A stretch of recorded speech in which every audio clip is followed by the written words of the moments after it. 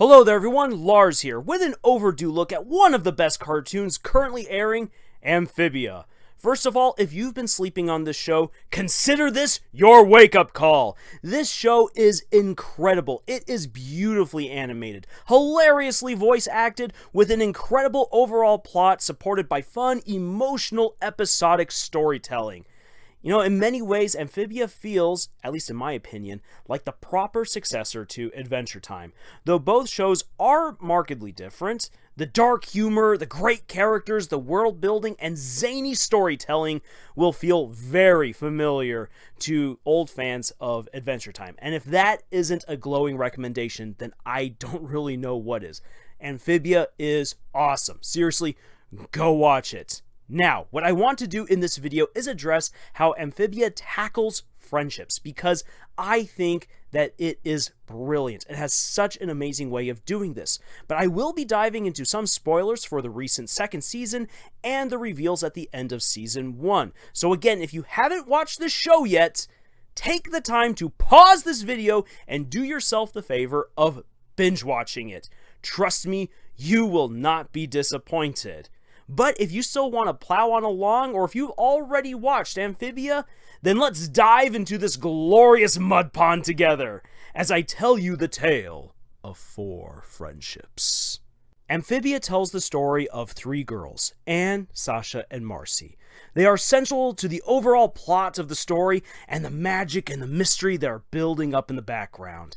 And if you ever had any doubt about this, we now know that the code that is shown in King Andreas' book, In the Day at the Aquarium, that it's quite clear through the prophecy of the 3 stars who must unite to push back the night, that these girls are indeed our 3 stars, that they are our 3 heroines who must come together to push back this ominous force that is, as I said, building up in the background. Already from the very beginning of the show, from episode 1, we see that there's something kind of spooky going on, and season 2 pretty much confirms that we are heading towards some epic showdown.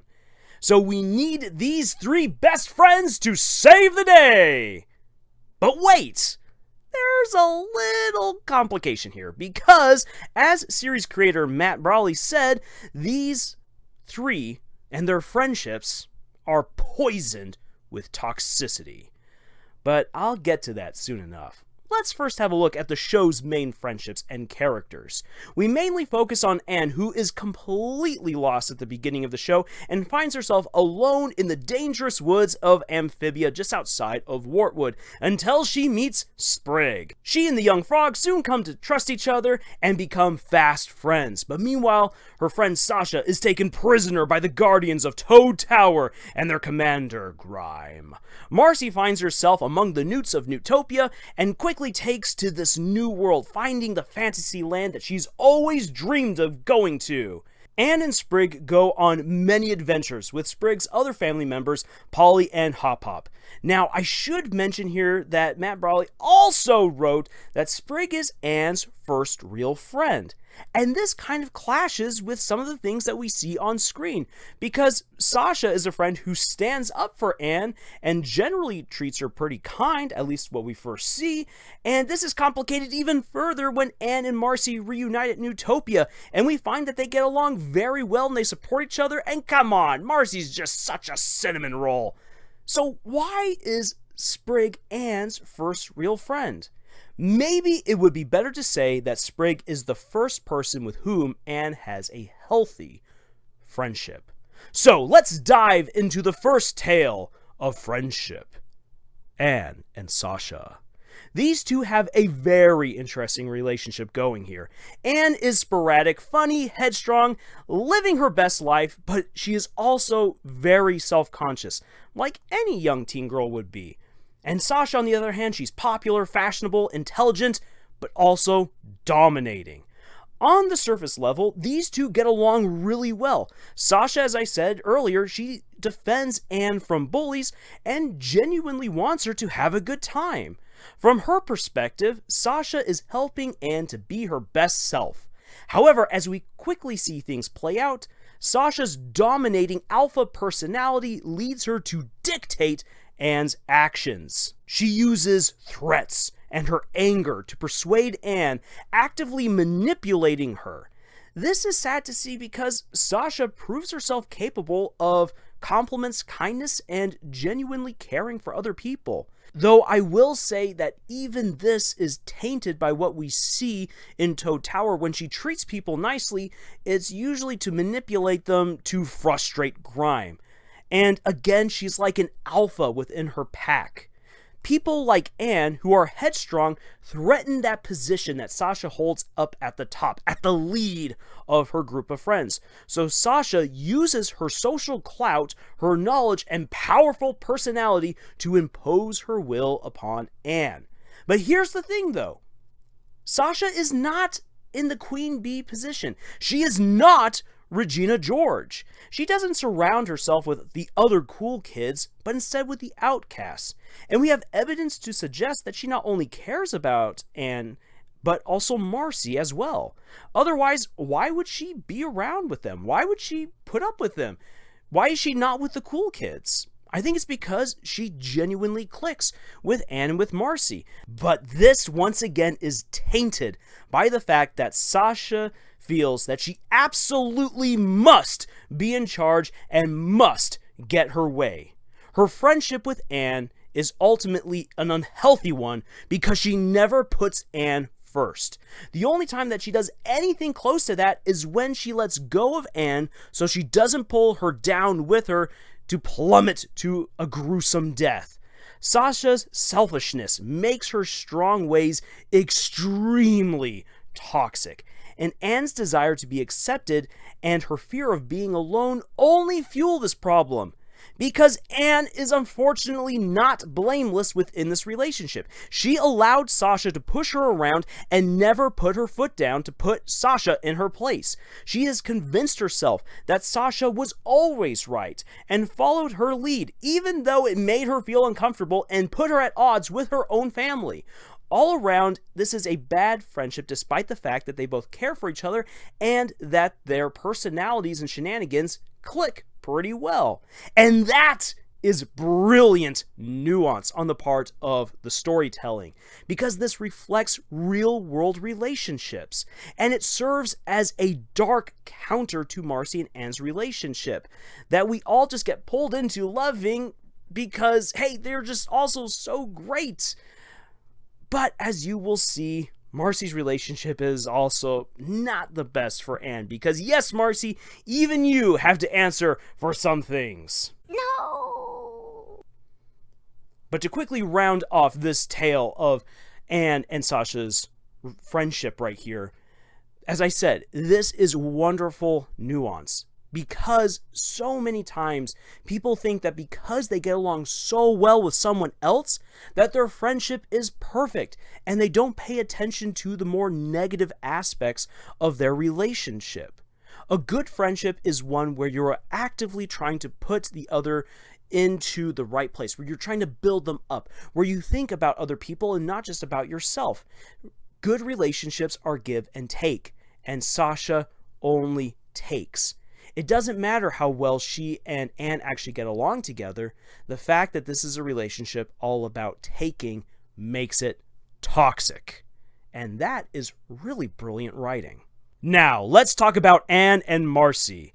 This is going to come across to some as a bit blasphemous because we just love Marcy so much. But even her friendship with Anne isn't exactly healthy either. Trust me, it is way better than the dynamic between Anne and Sasha, but there are still some big problems lying underneath the surface.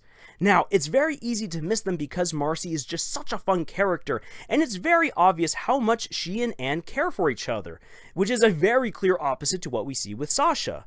Marcy, for her part, is an endearing nerd with a thirst to prove herself. She is brilliant, lives in her own fantasy world, and is very accident-prone. And Anne has spent a lot of her time protecting Marcy predominantly from herself and her clumsy ways. And this has caused Anne to be very much overprotective of Marcy and to judge her as someone who is incapable of taking care of herself, which Marcy handily disproves at the end of the episode, Marcy at the Gates.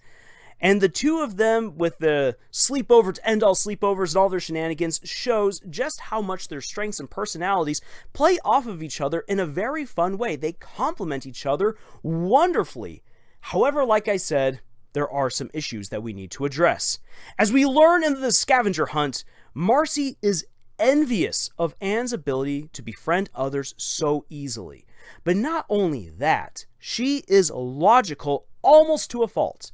Marcy is very accepting of Anne, which is, as I said, very different from the domineering Sasha, but the world is as Marcy sees it, and Anne isn't clicking with that vision. Amphibia, to Marcy, is an adventure to level up in and a puzzle to be solved. The people in Utopia are NPCs to her. It is a good thing then that Marcy is not a murder hobo, because otherwise, she would be going right now on a killing spree. And here is one of the problems. First of all, Marcy is clearly a follower. Left to her own devices, she gets lost in her own world and has some real fun. But she relies on other people to make her choices. This is very clearly seen in the sleepover to end all sleepovers. She relied on Sasha and later Anne for all of her cues to make all of the decisions, and later she relies on King Andreas for her quests. As a follower, she can be easily influenced and manipulated to do things that she shouldn't, like how she helped pressure Anne into stealing the Calamity Box, which is something that, yes, Marcy was definitely a part of that. We see that clearly in the flashback. But there's an even deeper problem here, and that is how Marcy sees the world differently from Anne and the others. And granted, we all have our different perspectives, which is absolutely fine. But we get hints of how this makes Marcy toxic. Not only is there jealousy and a slight disconnectedness from everything, Marcy needs someone, as I said, to direct her. And in the episode, The Sleepover to End All Sleepovers, and also The Day at the Aquarium, where we see how she just relies so much on Anne, we see that there is a serious miscommunication right here. Marcy is too reliant on her friends. She is not properly communicating with them. And because she sees the world differently, it's hard for her to actually make those connections with other people and to properly convey her feelings. And even more so, she kind of discounts them. And as a result, we see that it's easy for her to discount how Anne is feeling. Now, to her everlasting credit, she does allow for Anne to chase after the planters and to go back to Wartwood with them. But we see how this leaves her feeling confused and alone. And this is obviously a splinter, a crack in her armor, which King Andreas is going to pound into a canyon to separate her from Anne, because he realizes just how easily she can be manipulated. So ultimately, what is it that makes their friendship toxic? Even though, once again, these two girls get along so well together, it is their inability to communicate, which once again is so wonderfully nuanced. Because once again, how many of us have really great friendships where once again we get along so well with other people, but we've never quite had a serious heart-to-heart with these other people? Do we really understand the people that we call our friends? Now, this brings me to the third friendship, our third tale of friendship, Anne, Marcy, and Sasha. It's important to look at the girls and their group dynamic as a whole. All three girls are highly capable and have their own defined personalities. I love how well written these three friends are. Their shenanigans before coming to Amphibia sound like so many other adventures that teens get up to. Gossiping, ditching school, playing pranks, sleepovers, joking, or just ultimately having a good time in general. But from episode 2, we already see that Anne has a very bad view of what friends really do. That you have to please them in order to keep them. While we can easily chalk this up to just Sasha's influence, Marcy also never spoke out against Sasha and is actually very happy to go along with whatever bad plans Sasha has. Once again, because she is a follower, she is more than happy to get dragged along into all these things. And Anne is stuck in the middle, appeasing two very different friends. what this all leads to is the dangerous predicament of bad communication. Anne can't tell Sasha how she really feels, and Sasha probably wouldn't listen anyway. And Marcy and Anne have lacked open, honest communication this entire time. Their adventures in Utopia clearly show that they are only discovering their dynamic in the light of Sasha not being there. But Anne follows her heart, Marcy follows her head, and the two have not reconciled that difference at all. And they haven't had any sort of reconciliation with Sasha nonetheless. Basically, all three friends are pulling in their own direction and not working together, which is major because according to the prophecy revealed in the code at the start of Day at the Aquarium, these three must work together in order to defeat the mysterious impending night that we know is coming. If there is going to be a happy ending for anyone in Amphibia, these three girls need to get their act together, properly communicate, and work out their differences. All three have redeeming qualities to them, but pride, weak will, disconnect, and miscommunication poison the friendship that Anne, Sasha, and Marcy could and should have. Which is why the fourth friendship in this video is so important. Anne and Sprig. Let's start with Sprig. He and Anne have a ton in common in terms of personality and capability. However, Sprig is definitely a country farmer and much more willing to follow Hop Pop's rules than Anne was to obey her own mom. Sprig is more naive than Anne is in many ways, but he is also honest and come-cleans quick about his shortcomings and bad ideas. Sprig and Anne learn to work together and not only just work together, but work together really well, and their episodes together are easily some of the best and funniest in the entire series. Their shenanigans are just so good, so pure, such good friendship. Love it. In this relationship, though, Anne starts off kind of as a bad friend, forcing Sprig into several questionable adventures like swimming in an off-limits pond, trying to get him together with Ivy, bringing a new pet back to the home, amongst many other things. Their adventures are just way more dangerous versions of the stuff that Anne was doing with the other girls back on Earth. However, we see an important development occur rather quickly within their friendship and within the show. Sprig and Anne quickly learn to communicate. Already in the episode Flood, Sweat, and Tears, she and Sprig get on each other's nerves as they are forced to spend time together in the same room, and it nearly breaks them, but they start communicating. Hop Pop even pointedly declares that their friendship is stronger than ever before because they are now openly and honestly talking with each other about the things that get on one another's nerves, the things that they don't like, and how they can improve, how they can change that, and how they are willing to work together to overcome those differences. And from that point on, even though Sprig and Anne have a lot of misadventures, they are open with each other, and they are able to quickly apologize for the mistakes that they make. But not only that, they both encourage the other to become better. They largely support one another and play off of each other very well. Their teamwork is the strongest of the four friendships. But very importantly, they can be open with each other. Anne telling Sprig about how she misses her mom and bringing up her mother is one of the most touching moments in this cartoon, and it is reciprocated beautifully by Sprig talking about his own mother. Stanford calling Stanley a hero and hugging him is one of the best moments in all of cartoon history. And to be all honest, I would put that moment on the balcony between Anne and Sprig right up next to it. It's such an emotional moment. It is so well earned.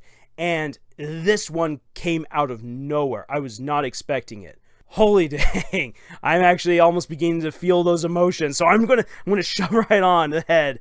So yeah, let's look at it. Anne and Sprig, they also fight, but they forgive each other. They get on each other's nerves, and they reconcile. That is the hallmark of a great friendship. Not the lack of tension, but working through it and becoming even better as individuals and as a team. This is why Sprig and Anne have the healthiest relationship in this tale of four friendships. Their focus on friendship within the show Amphibia, as I said, is amazing because it's such a nuanced take on what makes a good relationship. It is refreshing and very mature. It's refreshing because the show is tackling head on these matters that nearly everyone has experienced in almost every single episode. And it's mature because it brings up complicated problems that friends deal with all the time, and it plays them out in a time frame over many episodes. It's not just like a, hey, here's the one episode and here's the lesson you should take away from it, but we see how episodes build on each other to show how you can tackle much more complicated problems step for step. And that's one of the reasons why I believe that episodes like The Hopping Mall and Day at the Aquarium are some of the best, not only in the show, but in the current run of cartoons in recent years. And as a writer, I am honestly in awe of how Amphibia develops the characters and their relationships. There is no plateau to any one relationship within this series. And that is because, as I said, the show head-on tackles all of these matters. And rather than make healthy friendships that become just these superpowers that will save the day at the end, instead, what we see in Amphibia is the journey of how friendships are made. And it is a journey that is built up episode by episode, which builds up, as I said, to an awesome dark conflict that is brewing in the background. This is brilliant storytelling, people. Amphibia throws things into reverse by bucking the trend that many shows like Adventure Time and Gravity Falls established, where they're going to say, you know what, there is no lesson to this episode. We're just trying to be funny here and tell a cool, dark story. Amphibia says, why can't I have both? And it does it. Holy dang, does it ever do it, and it does it well. I honestly didn't think it was possible. Earlier, I praised The Owl House for how it addresses relationships and friendships in a dark, meaningful way. But I honestly think I have to give the crown of this particular topic to Amphibia for how it approaches friendships. I honestly love this show, and I love its characters even more. I know I've said that a lot, but by golly, I mean it. I love Anne, I love Sprig, I love Polly, I love Hop Pop, Marcy, and even Sasha. And heck, I love King Andreas because that jolly giant is up to no good and he's giving me all the wrong vibes in all the right ways. Oh, that is good villainy right there. So, my writing advice for those writers out there who are watching this is go watch this show and pay attention to how it portrays friendships. Because when you write your own friendships within your books, you need to understand that friendships are ever evolving. Your characters and their relationships should always be either progressing or regressing in some kind of way. They should never be stagnant. Because the moment that any relationship becomes stagnant, that is the point where it ceases to have relevance. Because we love progression. We want to see things change. We want to see them evolve. If you think that this friendship is already super tight-knit and amazing, well, you know what? You can still take it to the next level. And Amphibia shows that it can be done. Alright, so that's going to do it for me in this video. I know I've ranted enough about how much I love this show and how great it is. Seriously, check it out if you haven't done so already. And if you want more writing advice, please go check out our podcast, Camille's Harem, found on Podbean, Spotify, iTunes, and Google Play. We also have writing exercises over at our Pinterest page, and we would love to hold discussions with you over at our subreddit. And also, we are going to have some more episodes involving Amphibia in the very near future. So keep your eyes open for that, and if you want to be notified for when those episodes come out, then please feel free to subscribe and click the bell icon, and thank you for joining us on this adventure that we call writing. And until the next video, y'all, tschüss.